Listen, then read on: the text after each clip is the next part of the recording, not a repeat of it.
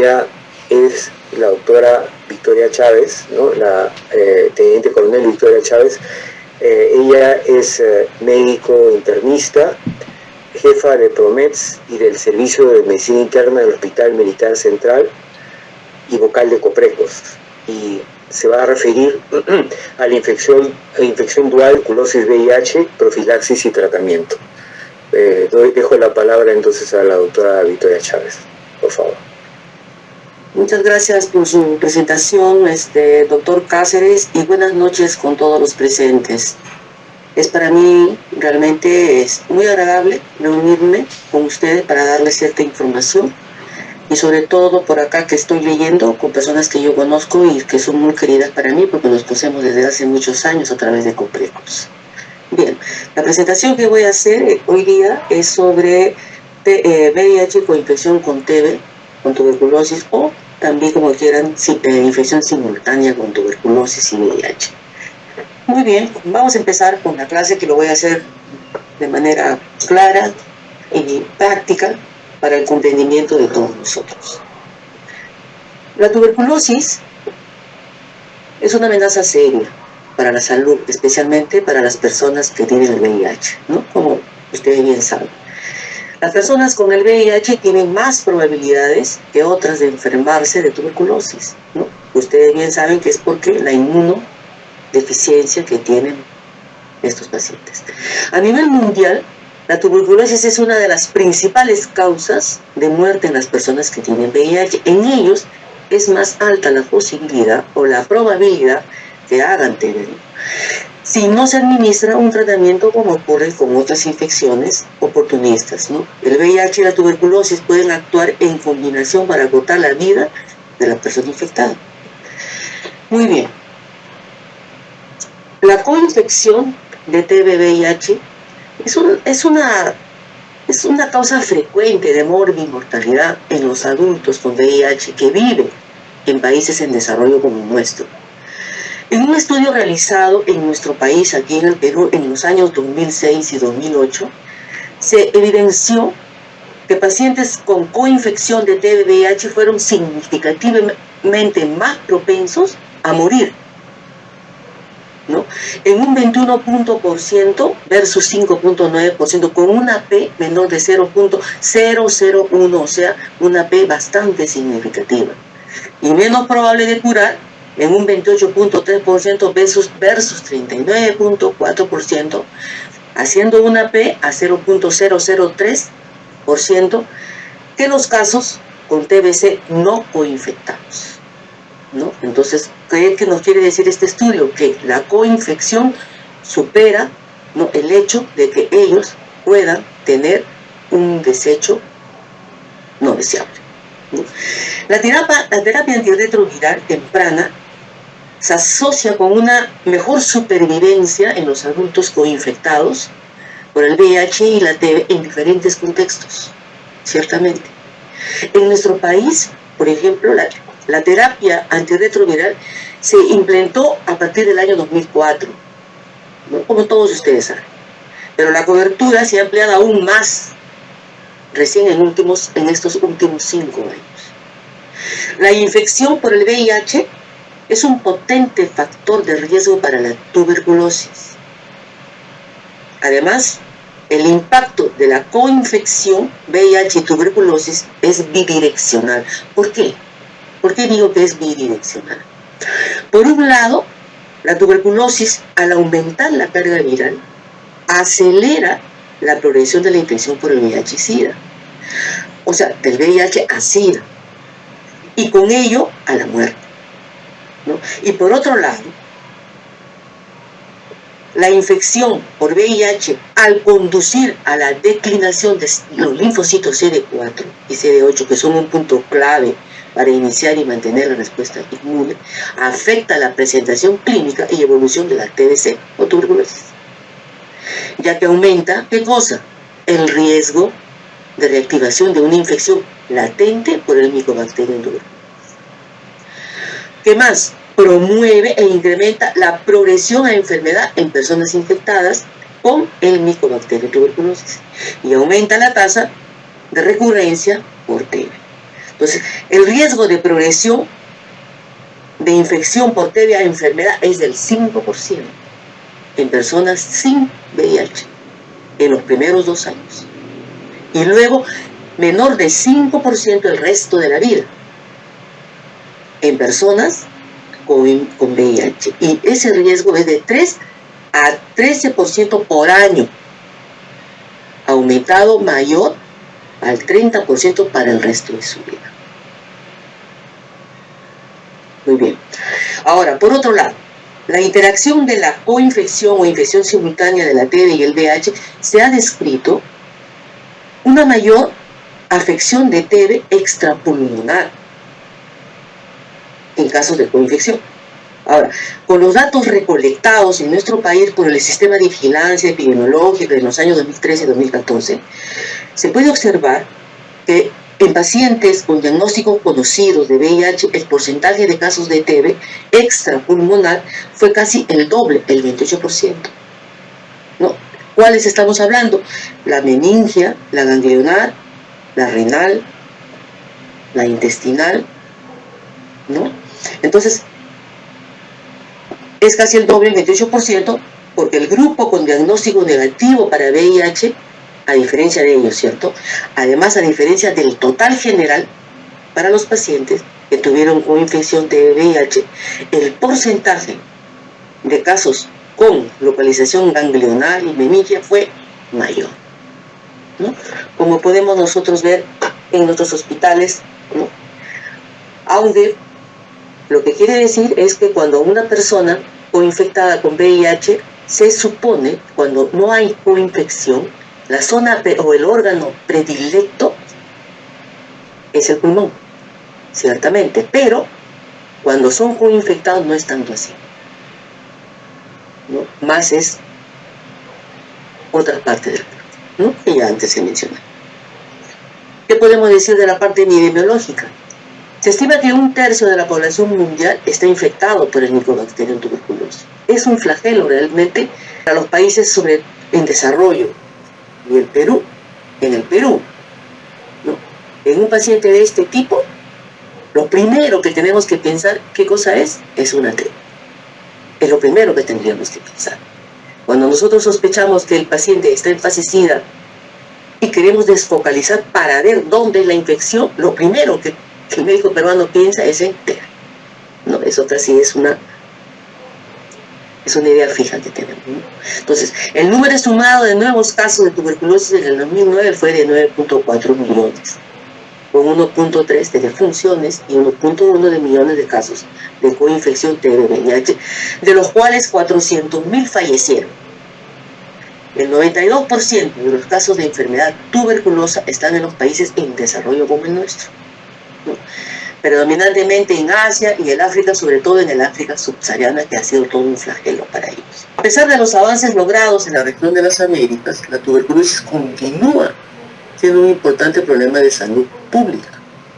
Y se estima, ¿no?, que en el 2009 hubo 270.000 casos de TB de todas las formas antes mencionadas y 20.000 muertes por estas causas, excluyendo VIH. Entonces, la mayoría de ellas evitables, ciertamente, ¿no? Esto tiene que ver mucho con ¿qué? Con nuestra idiosincrasia, en otras palabras, pobreza, ¿cierto? Entonces, la notificación de los países para el mismo año fue de 191, con 300.000 nuevos casos de TB, de todas las formas igualmente, y 110.598 de TBC pulmonar, BK positivo, con tasas de 21 y 12% sobre 100.000 habitantes respectivamente. Esto representó el 70% de los nuevos casos, de los casos notificados de TB pulmonar BK en el 2009. Y afectó a población menor de 54 años de edad, o sea, gente joven, adultos jóvenes, con predominio del sexo masculino, 1.8 hombres por 1 de mujer. En el año 2009, el 65% de las notificaciones de casos nuevos se concentró en 4 países de la región: Brasil, Perú, Haití y México. Desgraciadamente, ahí estamos. es la causa? ¿Cuál es la causa cuando hablamos de etiología? La tuberculosis es una infección bacteriana crónica, causada principalmente por el Mycobacterium tuberculosis y ocasionalmente por dos coinfección TB, VIH. No solamente tenemos, por si acaso, el Mycobacterium tuberculosis dentro de la TB, tenemos también el Mycobacterium africano, el Mycobacterium connecti y el Mycobacterium bovis, ¿no? Se caracteriza por producir una reacción de hipersensibilidad mediada por células y granulomas en los tejidos afectados. Pues el bacilo de la tuberculosis, ¿no?, es un aerobio estricto que, como todas las micobacterias, se distingue por sus lípidos de superficie que lo hacen resistentes a la decoloración por el ácido alcohol de ciertas tinciones, razón por la que se le conoce también con el nombre de ácido alcohol resistente, o sea, VAR. Y como ustedes bien saben, esta es una de las infecciones de más fácil contagio, ¿no? Con la tos, con un estornudo, ¿no?, con una persona que tiene las condiciones para ello, entonces hace un nicho importante para eso, ¿no? Y la forma de contagiar es fácil, ¿no? Penetra por la vía respiratoria, se dirige a su zona predilecta, que es el alveolo pulmonar. Pero ¿qué sucede, no? ¿Cuándo es que se contagia y cuándo no? ¿No? Cuando la persona tiene la condición o la predisposición para hacer un contagio, ¿qué pasa? Nuestro sistema inmune se defiende. Salen los macrófagos, defienden, se comen a la bacteria, al bacilo de Koch, y no pasa nada. Pero cuando no es así, cuando nuestro sistema de defensa, nuestros macrófagos están disminuidos, penetra por el sistema circulatorio a través del alveolo y es ahí donde entra el sistema a través del torrente sanguíneo y se produce la enfermedad, ¿no? Esa es prácticamente la etiopatogenia, ¿no?, de lo que es, cómo penetra el micobacterio. Obviamente que esto se va a dar en pacientes, ¿no?, como un paciente que tiene VIH. ¿Cómo hacemos el diagnóstico de la tuberculosis pulmonar en personas con VIH? ¿No? La tuberculosis pulmonar es la forma más frecuente en todas las personas con o sin VIH. Y por lo tanto la más importante desde el punto de vista clínico, dada la transmisión o transmisibilidad, también es la de mayor importancia desde el punto de vista de salud pública, ciertamente. El diagnóstico de la TB pulmonar en las personas con VIH se realiza de la misma forma que las personas sin VIH y se basa en tres fundamentos: manifestaciones clínicas, diagnóstico bacteriológico, diagnóstico radiológico, y también existen otros métodos, ¿verdad? Muy bien. Cuando hablamos de manifestaciones clínicas, que es uno de los puntos, ¿no?, ustedes saben perfectamente que lo primero que tenemos que hacer nosotros, ¿qué cosa es? Una buena historia clínica, ¿no es cierto? Cuando nosotros realizamos una buena historia clínica, prácticamente ya tenemos el 80% del diagnóstico, ¿no? ¿En qué nos ayudamos y en qué nos basamos? En las manifestaciones clínicas, ¿no? A diferencia de la tuberculosis pulmonar en una persona sin VIH, en la cual la sintomatología puede ser muy florida, con los síntomas, ya ustedes saben, ya muy harto conocido por todos nosotros. Pero sin embargo, en una persona con VIH puede limitarse a fiebre, tos reciente, baja de peso y puede haber diaforesis nocturna. La tos crónica y la hemoptisis son menos frecuentes porque casi en un paciente con VIH no se forman cavitaciones, que es por donde la persona sangra.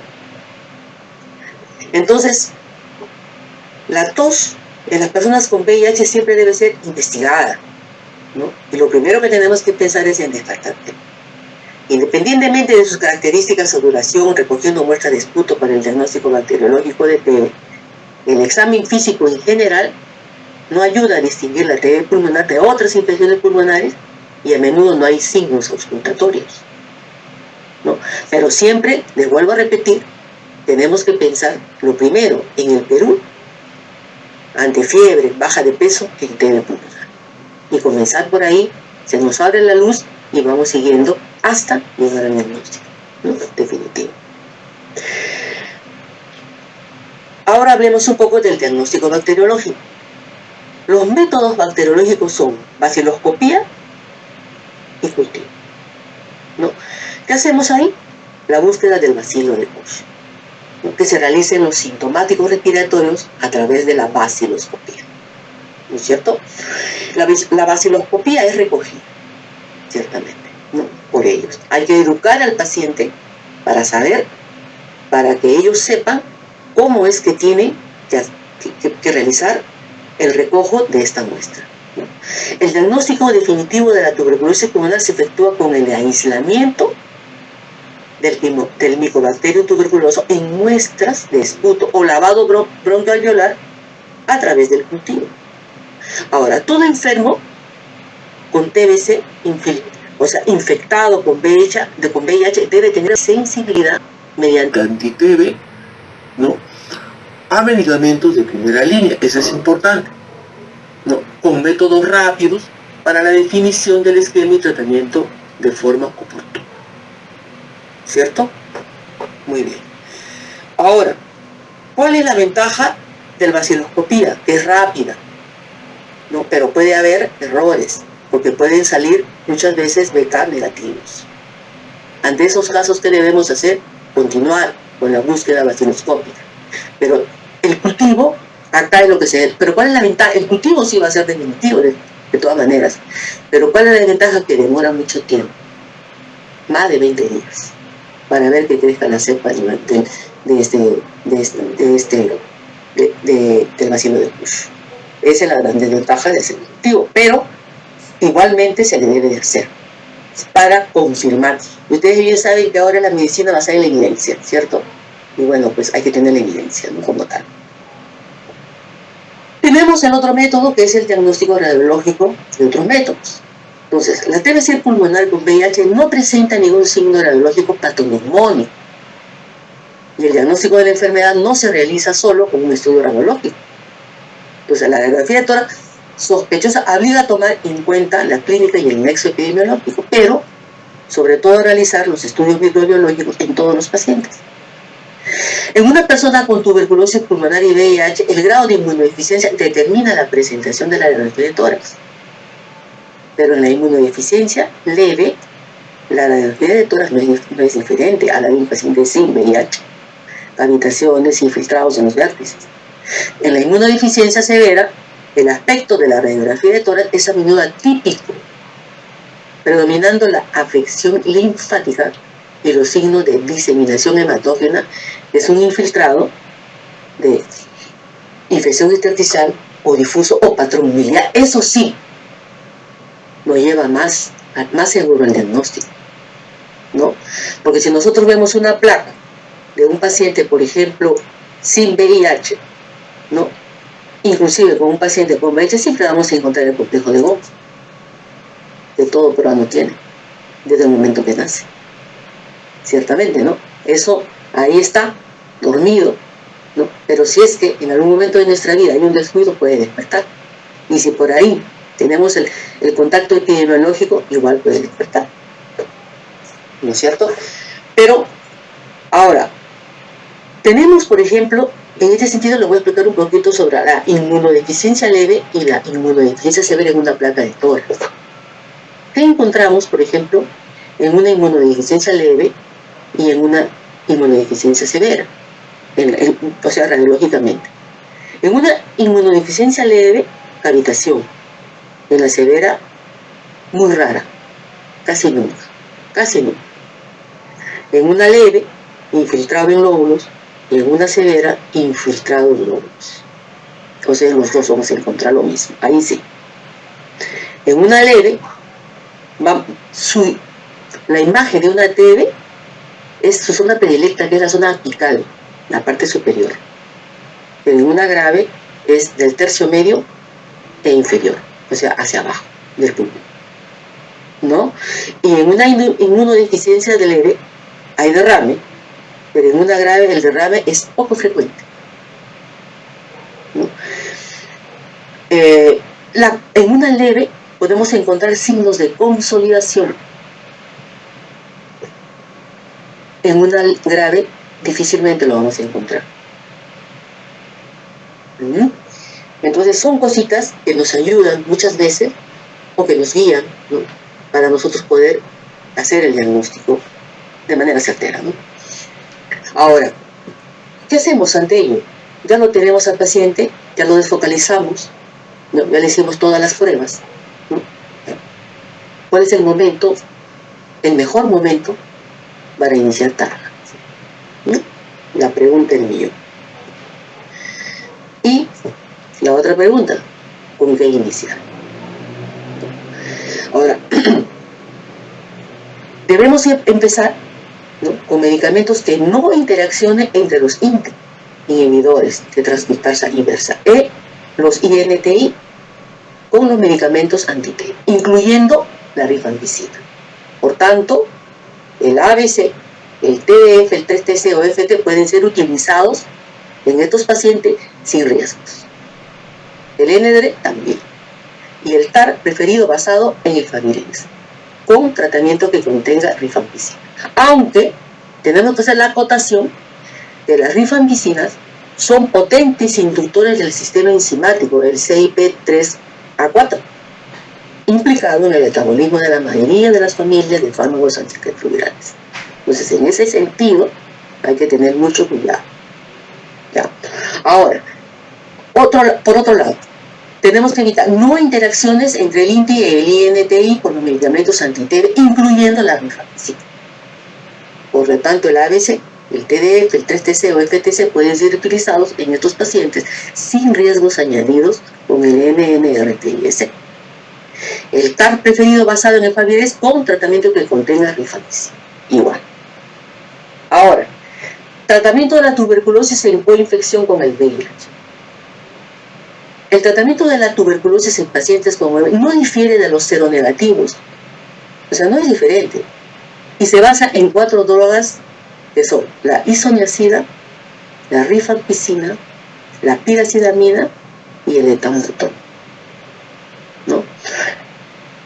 Su duración es de 6 meses y debe iniciarse primero el ATAR.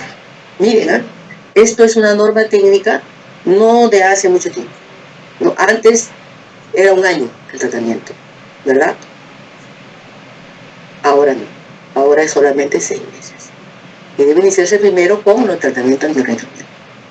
En la fase intensiva, con los antituberculostatos, el HRC, que vendrían a hacer esto, disculpen ustedes, perdón,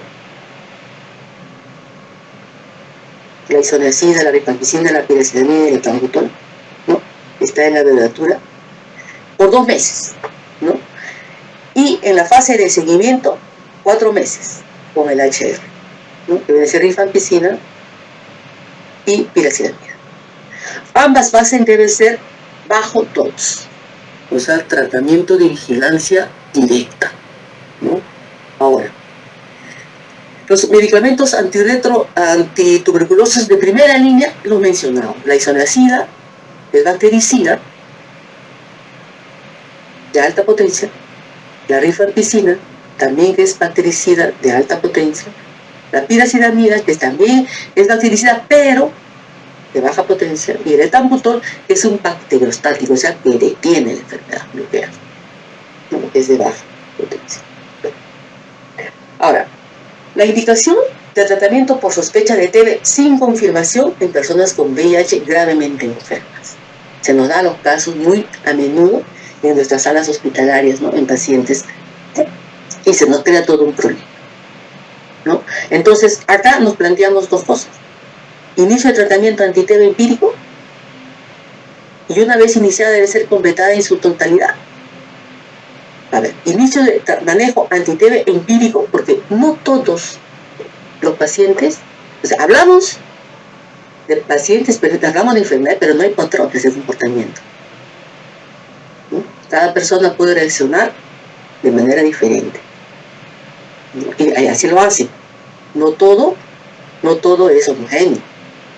Precisamente ahí está la dificultad, ¿no? Para eso es la especialidad, ¿no? Entonces, si nosotros iniciamos ante la alta sospecha, aunque no tengamos la confirmación,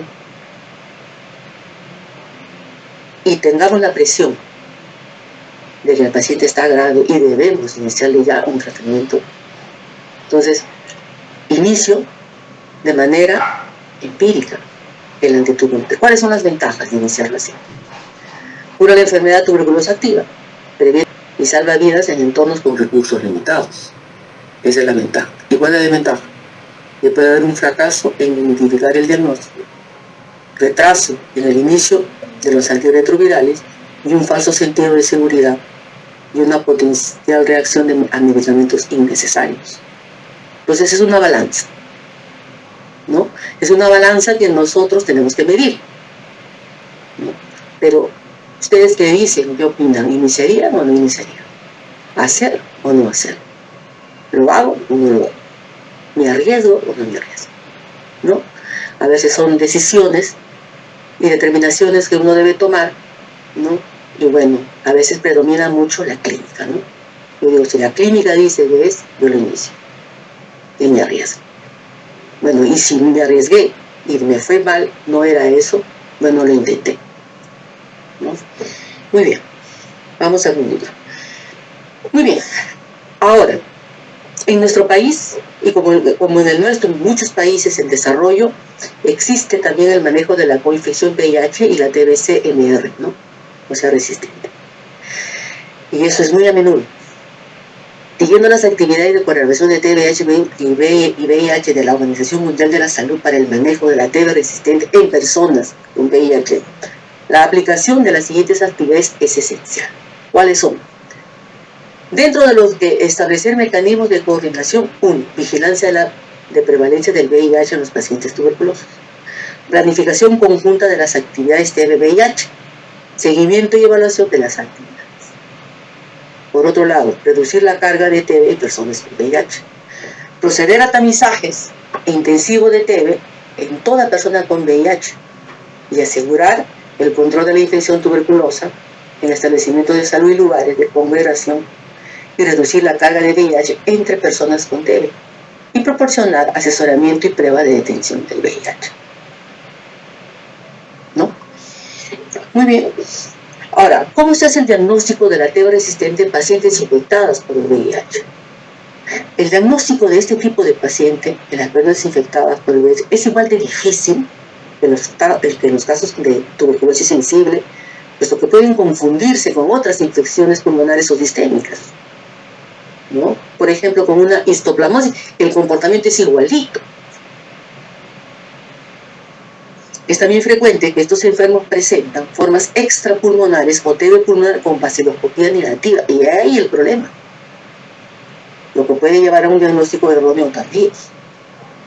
Esto nos lleva a ¿qué cosa? A una alta mortalidad, morbilidad, y por tanto se puede hacer todos los esfuerzos diagnósticos enfatizándose la utilización de métodos de diagnóstico rápido como los cultivos líquidos de prueba de sensibilidad de medicamentos PSD de primera línea, especialmente a rifampicina e isoniazida, con métodos moleculares así como pruebas de tipificación, en todo caso tuberculosis VIH, ¿no?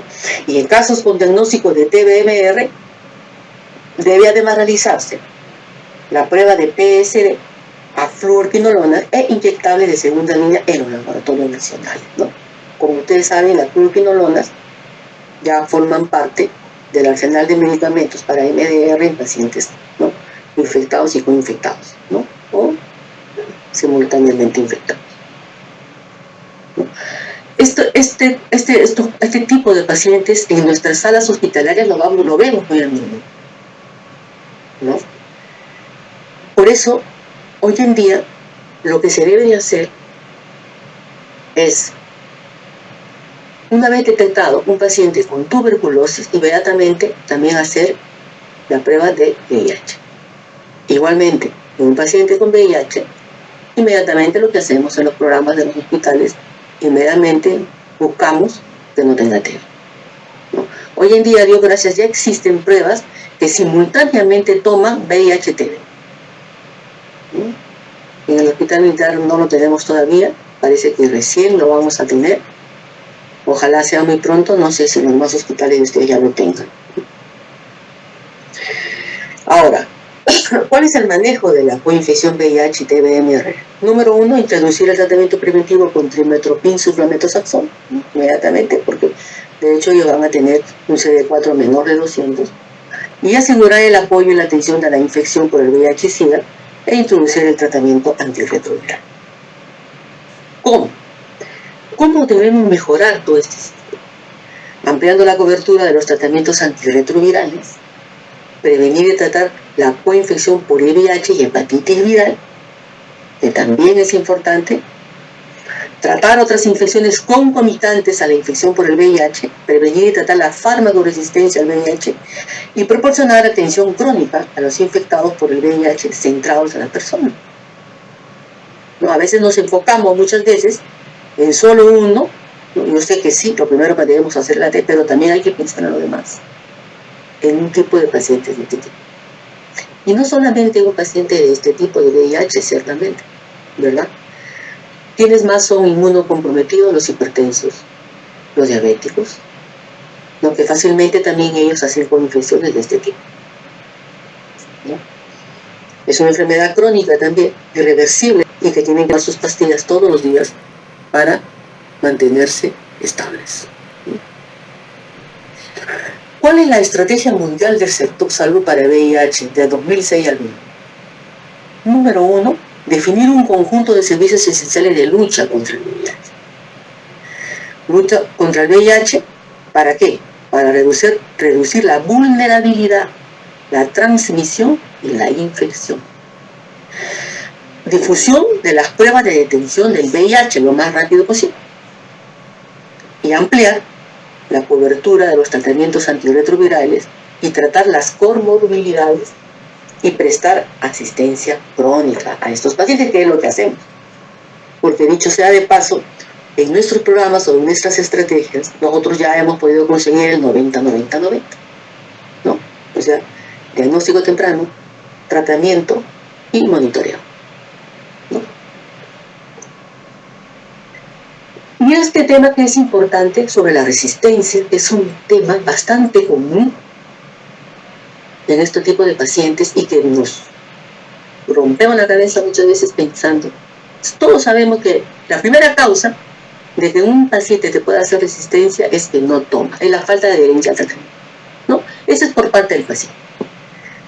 Pero, por otro lado, hay dos razones principales por las que el VIH y la tuberculosis hacen farmacoresistencia y pueden estar vinculadas. Uno, la infección por el VIH y su tratamiento, que podrían dar como resultado una menor absorción de los fármacos antituberculosos o una resistencia adquirida a dichos medicamentos. Además, los pacientes infectados por el VIH y los pacientes con tuberculosis fármaco-resistente pueden tener factores de riesgo similares, tales como la historia de hospitalización. Y dos, también es posible que los pacientes infectados por el VIH sean más susceptibles a la infección una vez expuestos a ello, aunque de acuerdo a los estudios no hay datos que apoyen esta conclusión o por ende no son concluyentes. Ahora hablemos un poquito de nuestra situación en el Perú, ¿no? Miren, en el Perú, ¿cuál es nuestra realidad actual del Perú? ¿No? El riesgo de progresión de infección por TB enfermedad es del 5% en personas sin VIH en los primeros 2 años, y luego menor del 5% el resto de la vida. Y en personas con VIH, ese riesgo es del 3 al 13% por año, aumentado a mayor del 30% por el resto de su vida. Para resumir, para mejorar la adherencia recomiendo el POX, ¿no? De seguimiento prácticamente personal en el tratamiento de TB y de preferencia dosis fijas combinadas de ARV. Como ustedes bien sabemos, de acuerdo a los estudios, ¿no?, que se han hecho a través del tiempo, la monodosis en ello no actúa, ¿no?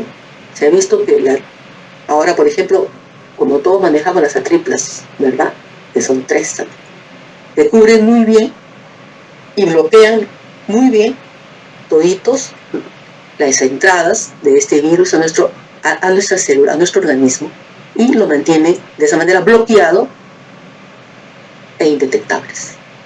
¿no? Entonces, ¿qué se recomienda? Profilaxis con trimazoxol en todo paciente coinfectado TB-VIH durante el tratamiento de TB, sí, al finalizar el tratamiento anti-TB CD4 mayor o igual a 200 se puede suspender, podría, ¿no? Ahora, de sospecharse IRIS, ¿no?, debe hacerse el diagnóstico diferencial con otras infecciones oportunistas y o resistentes a drogas antituberculosas, ¿no? Y la TPI sigue siendo efectiva en la prevención de la TB en pacientes VIH positivo. Isoniazida de 300 miligramos por 3 meses es tan eficaz como 6 meses. Eso es lo que se ha visto, de acuerdo a los estudios últimos que se han presentado. Estudios ahorita calientitos, recién salidos, ¿no? Pero, de todas maneras, mientras la norma técnica no cambie, nosotros tenemos que seguir dando 6 meses. Y de repente, dentro de poco lo cambia. El tratamiento anti-TB siempre debe iniciar con el tratamiento antirretroviral. El inicio de TAR debe ser temprano, de 2 a 8 primeras semanas del inicio del tratamiento anti-TB. Y en pacientes con menor de 50 CD4, pues el inicio debe ser en las primeras 2 semanas. Y se recomienda como régimen de preferencia 2 INTI, como el abacavir, el 3-TC, o tenofovir, FTC, con efavirenz, como tercera droga. Y si no se puede usar el efavirenz, la tercera droga de elección puede ser un IP, o sea, un inhibidor de proteasa como la pirritona, o un INSTI como el ractegravir, inhibidor de integrasa, ¿no?, ajustando la dosis, ¿no? Muy bien, junto con una vida libre, siempre por una TB-VIH. Eso sería todo. Espero que les haya agradado y no sé si alguno de ustedes tiene alguna pregunta por hacer.